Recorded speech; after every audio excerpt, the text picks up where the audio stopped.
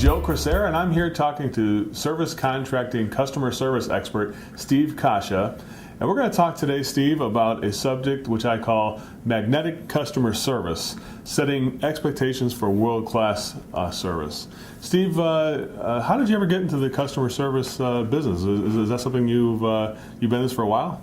I was a customer service manager for more than 20 years, Joe. 20 years. So I started on the front line and got to be the manager, became an ISO 9000 internal auditor, set up the infrastructure, lots of improvement, and enabled our department to be a world-class service department. We dominated our industry for customer service. So is that what you would say the world-class means, is to be dominant in your market or dominant within the industry you're working in? Absolutely. You know, many businesses, they try to be the best by looking over their shoulder and seeing what the competition is doing. My strategy was always innovate, innovate, innovate. I never looked back. Always looked forward. So looking inside the team for improvement, instead of looking at how people are gaining on you, looking at how we could improve. Absolutely. And you know, back in the 1980s when total quality management was in vogue, I was on board. And I was establishing the right processes, the expectations, the infrastructure, and I was a tough manager. Oh. If you wanted to work for me, you had to do it my way. Well, obviously, customer service is a tough business. It's a lot of people think they call it a soft skill, and you and I have had some discussion about soft skill. I think it's one of the hardest skills that are out there. But you brought the word process, Steve. What is the difference between process and personality in business? Because you have to weigh out the people aspect of it versus the process aspect, and those two things can sometimes clash. They do, and it's derived from what I've learned in working with a lot of the contractors out there, that their contracting business starts out as a personality-based business. And then they hire someone to work on the phones and someone out in the field, and their business starts to transform from a personality-based business to a process-based business. Many of the contractors, however, have problem with that transition, because their personality, what they like, how they do it, it's all their style. Right. They're the center of attention, and eventually it's got to be something that you can reproduce. Absolutely. So once you get past 10, 15, 20 people, if you don't have processes, you're in trouble, because personality only gets you so far. Yeah, you've got to be able to repeat your success. It's not important to get lucky one day and be successful. Right. A lot of people get that, and many people have a hard time sustaining that. Steve, the word congruency keeps coming up in the material that I've read of yours, and what does that word mean? For us contracting types who, we don't get those $10 words. What exactly does that mean? Well, congruency by definition is when things are in harmony. And if I've learned anything from reading Bob Cialdini's book, Influence, it's about the psychological impact of minimizing skepticism. And when a customer senses congruency between a contractor's advertisements, the look of their truck, the people on the phone, the guy who shows up at the residential property, when those things are in harmony, customers are less skeptical. They don't wonder. They don't think whether the company is okay. They know the company is okay because the evidence is right there. And in the presence of that congruency, that's when they can maximize the halo effect. So maintaining consistency right from the very beginning when you're communicating through your marketing. I suppose that having I've seen many companies with two different logos, and I've seen one technician wears one uniform, the other guy wears blue jeans.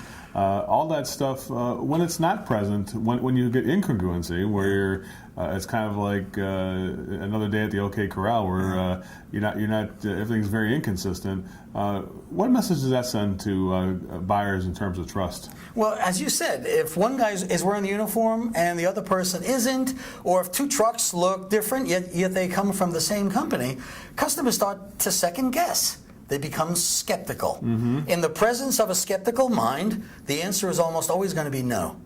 And when that technician tries to suggest an upselling product, The answer is almost always going to be no in the presence of skepticism. So this really has an impact on the sales that you're out there. Absolutely. The guy in the field not knowing the marketing and customer service message that's being sent before he gets there, it could be almost like service suicide for that guy if he doesn't know. Service suicide, I like that. Might be a good title for your next seminar there.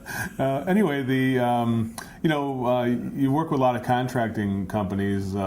And I'm sure this congruency is something that you see people are challenged with.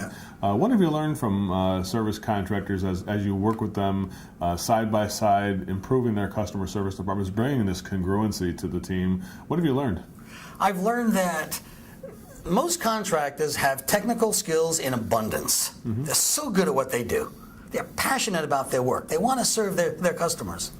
And I find that there's an imbalance between their expertise and their empathy. That when I try to inculcate, let's convey a little more empathy. Let's listen a little more. Mm-hmm. Let's ask customers what's important to them. When you balance out the expertise and the empathy, that's when the upselling opportunities, that's when customers become a lot more easier to handle, to become more cooperative in the presence of greater empathy among everyone in the organization. So empathy, in that term, would you guess mean understanding what your customer is going through, I guess? Absolutely. To get closer and connect with customers. How important is it to really create that bond with the customer in all phases? From every customer touch point, there's either ability to bond and connect or to repel a customer, I suppose. What have you learned in that aspect of it? You think people are, in general, are so busy with their process that they can sometimes forget about They can. If you have a post-service visit survey that asks a customer, how willing would you be to refer us to someone that you know? And on a scale of 1 to 10, you get a 6. Someone from that company needs to be on the phone with that customer. And they need to be asking a very simple question, such as, help us understand what we would need to do differently to get a 10 next time. Right. So they don't want to ask, what did we do wrong? But start that question with 2 very therapeutic words. Help me. Yeah.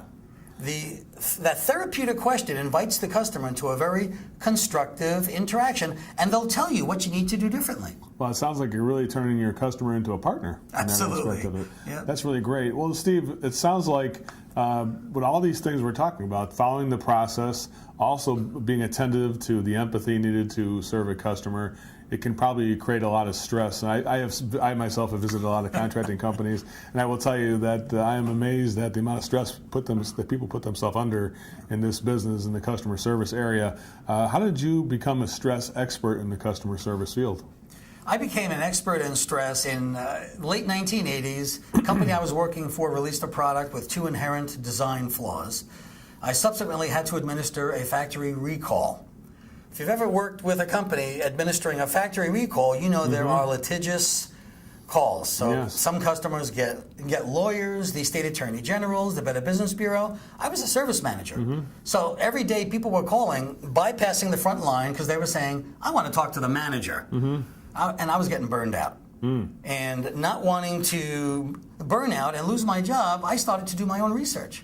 Wow. I started to read books about the metabolism, about the psyche, about psychology, about diet. And I started to apply what I was reading and learning. And then I developed a small workbook for the front line because they were getting hammered also. And what I was applying was working for them. Right. And then I started to speak at customer service conferences, and sure enough, service managers were applying it, and it was working for them. And that's when I got the idea for the book Telestress. And the word telestress is now a registered trademark of my company. Is it? My company has more stress-relieving ideas than anyone on the planet for customer service. So the physiology as well as the psychology and applying some of the science as well, those are all some of the ingredients that go into your material. Absolutely. A service person who drinks 5, 6, 7 cups of coffee a day is in trouble. caffeine impacts the way a person behaves. In the summertime, when technicians are in a 140-degree attic, that's affecting their demeanor and their personality. And knowing what you have to be drinking and eating on those days to be on your game is key. You got to sharpen the saw to keep yourself sharp. You have to keep sharpening Absolutely. that blade all the time, and that's part of taking care of yourself. That's a subject probably nobody I know does cover, Steve. So that's really amazing you cover that. That's really Thanks, good Joe. stuff. Hey, Steve, I note that a lot of, as I go to trade schools and visit a lot of people who are in trade schools, they mentioned your manual, the Trade Technicians Soft Skills Manual. Why did you write that book for service technicians? That book got written because Jim DeVoe, the senior acquisitions editor for Cengage, was relentless in pursuing me to write that book. So he started chasing me about 3 years ago because based on their market research, soft skills was the #1 issue that trade schools had because there was no curriculum. And he kept pursuing me. I finally wrote the book with an idea that it was going to be broad, not for any particular industry. So it was going to overlap from plumbing to electrical to HVAC to refrigeration to auto repair, anyone who is a technician and serving customers. So the idea was really theirs based on the market research, and they came to the person they thought was a soft skills professional. Capable of writing it, yeah. So Steve, I bring up your writing. You seem to be a prolific writer. I read a lot of stuff from your weekly newsletter and the newsletters you send out, and as well as just some of the other material I've read on your customer service ideas. What are you writing and developing right now? Right now, I am enhancing our customer service training system. I'm creating a workbook that service companies can use within their companies. We've already produced a PowerPoint file they can use and a lesson plan. Now I'm creating a hands-on workbook that either the training manager or the service manager can use to train technicians, phone reps, dispatchers, anyone within the organization, and that's going to be accompanied with a video series that they can use also. So the workbook, the videos, nonstop development. So this will be something where if somebody joins a company brand new, you could literally sit them down and watch some of these videos and take some of these lessons, and they could be right on up to speed with the rest of the team. Absolutely. And probably with the rest of the team to keep their skills sharp as well too. Yep, and that's how we build in the consistency. Yeah, it's like it is amazing. It's like a lot of times people think training stops after you hire somebody, or maybe it never even starts in some cases. Steve, what do you feel about the contractors who, when they first train employees, what is the value of continuing to coach and continuing to train after they've been in the company? Training must be ongoing. Because we adults, we get distracted, we have short attention spans, and we forget some of the basics. The best contractors I know have a very simple approach to training. They have a triangle approach. They focus on technical areas 1 week, then they focus on in-house processes the next week, and then they focus on customer service or soft skills the following week. Week 4, back to the beginning. Technical, in-house processes, soft skills, and customer service. And rotate around those 3 things, because anyone serving customers has to speak with a level of certainty and authority customers can hear. And the certainty authority has to be about our in-house processes. Here's what we can do for you. It has to be about the technical aspects and about the empathy, which is the service and the soft skills. Well, Steve, that is amazing stuff, and I want to thank you for joining us here today. My pleasure, I want Joe. to say it was a great, some great information for everybody, and remember that you can get Steve's material, or if you want to learn more about what Steve offers for service contractors, Steve, I'll let you do it. Where can people learn more about this material and expand their knowledge on this material? On the internet, the easiest thing to do is to go to the website.